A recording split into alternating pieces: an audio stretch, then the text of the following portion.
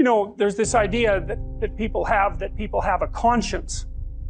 And you know what the conscience is. It's this feeling or voice you have in your head just before you do something that you know is stupid, telling you that probably you shouldn't do that stupid thing. You don't have to listen to it, strangely enough. But you go ahead and do it anyways, and then, of course, exactly what the conscience told you was going to happen inevitably happens, so that you feel even stupider about it than you would if it happened by accident. Because you know, I knew this was going to happen, I got a warning it was going to happen, and I went and did it anyways. And the funny thing too is that conscience operates within people, and we really don't understand what the hell that is. So you might say, well, what would happen if you abided by your conscience for 5 years or for 10 years? What sort of position might you be in? What sort of family might you have? What sort of relationship might you be able to forge? And you can be bloody sure that a relationship that's forged on the basis of who you actually are is going to be a lot stronger and more welcome than one that's forged on the basis of who you aren't. Now, of course, that means that the person you're with has to deal with the full force of you in all your ability and your catastrophe, and that's a very, very difficult thing to negotiate. But if you do negotiate it, well, at least you have something, you have somewhere solid to stand, and you have somewhere to live, you have a real life.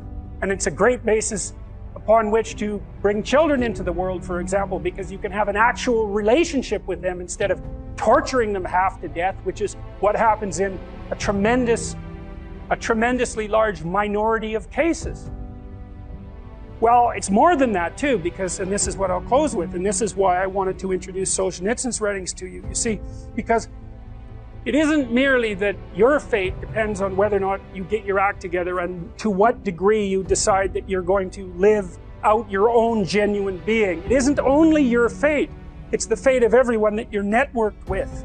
And so, you know, you think, well, there's 7 billion people in the world. We're going to peak at about 9 billion, by the way, and then it'll decline rapidly, but 7 billion people in the world, and who are you? You're just one little dust mote among that 7 billion, and so it really doesn't matter what you do or don't do, but that's simply not the case. It's the wrong model, because you're at the center of a network. You're a node in a network. Of course, that's even more true now that we have social media. You'll know 1,000 people, at least, over the course of your life. And they'll know 1,000 people each, and that puts you one person away from 1 million, and 2 persons away from 1 billion. And so that's how you're connected, and the things you do, they're like dropping a stone in a pond. The ripples move outward, and they affect things in ways that you can't fully comprehend, and it means that the things that you do and that you don't do are far more important than you think. If you can teach people to stand up in the face of the things they're afraid of, they get stronger. And you don't know what the upper limits to that are, because you might ask yourself, like, if for 10 years, if you didn't avoid doing what you knew you needed to do, by your own definitions, right, within the value structure that you've created, to the degree that you've done that, what would you be like? Well, you know, there are remarkable people who come into the world from time to time, and there are people who do find out over decades-long periods what they could be like if they were who they were, if they spoke their being forward. And they get stronger and stronger and stronger, and we don't know the limits to that. We do not know the limits to that. And so you could say, well, in part, perhaps the reason that you're suffering unbearably can be left at your feet, because you're not everything you could be, and you know it.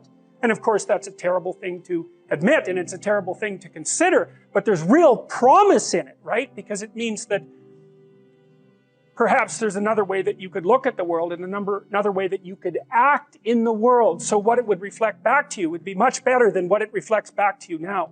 And so if your life isn't everything it could be, you could ask yourself, well, what would happen if you just stopped wasting the opportunities that are in front of you? You'd be, who knows how much more efficient? 10 times more efficient, 20 times more efficient. That's the Pareto distribution. You have no idea how efficient people get. It's off the charts.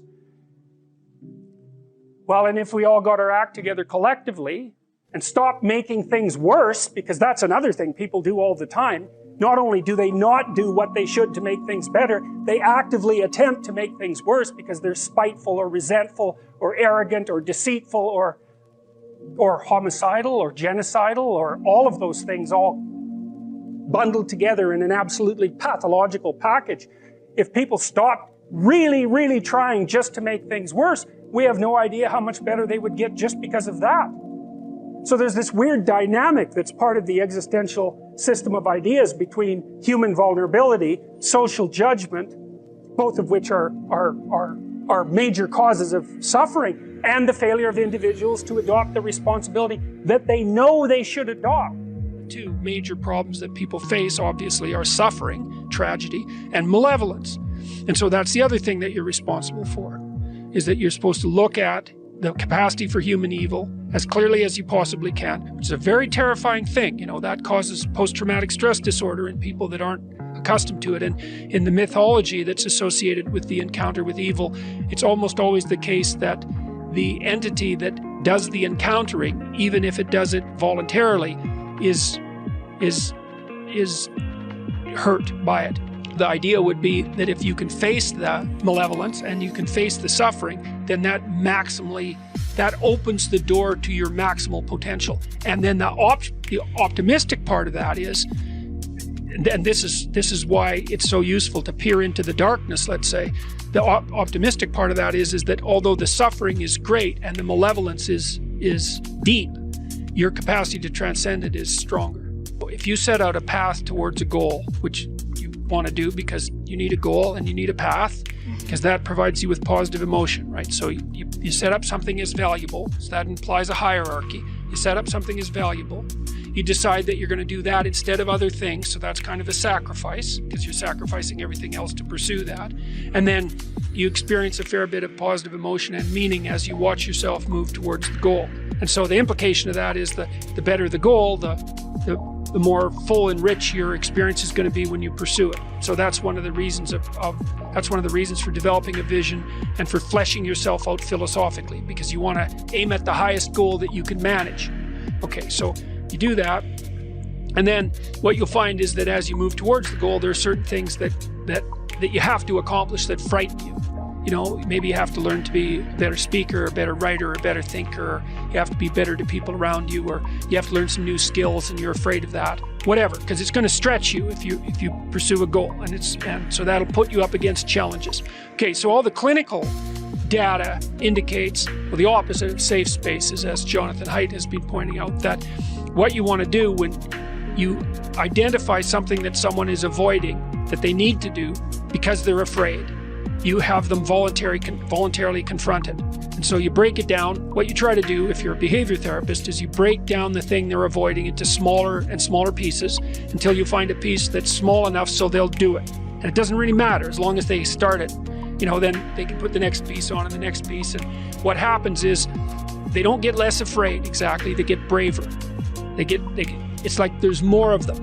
And here's why. So imagine you do something new, and that's informative, right? There's information in the action, and then you can incorporate that information and turn it into a skill and turn it into a transformation of your perceptions. So there's more to you because you've tried something new. So that's one thing.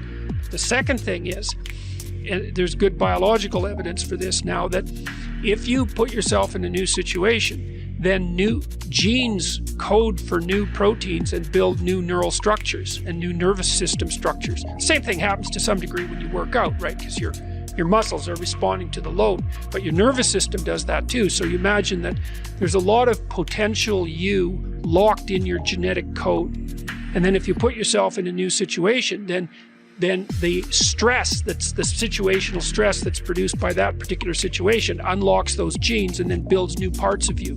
So that's very cool, because who knows how much there is locked inside of you. Okay, so now here's the idea. So let's assume that scales as you take on heavier and heavier loads.